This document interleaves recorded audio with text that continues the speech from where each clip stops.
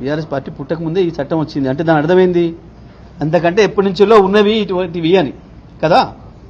మొదలుపెట్టిందే Congress party మార్చడాలని Janata పార్టీని కూలగొట్టి party మార్పిచ్చి Janata పార్టీని కూలగొట్టి చరణ్ సింగ్ గారిని తీసుకోవడం మొదలుపెట్టిన కానుంచి ఇప్పటి వరకు భారతదేశ చరిత్రలో అత్యంత ఎక్కువ పార్టీ ఫిరాయింపులను ప్రోత్సహించింది కాంగ్రెస్ పార్టీ. ఆ తర్వాత బీజేపీ వచ్చిన తర్వాత మధ్యలో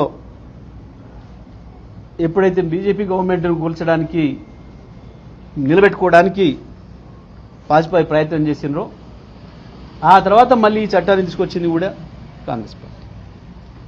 ఎక్కడ బీఆర్ఎస్ పాత్ర లేదు దీంట్లో.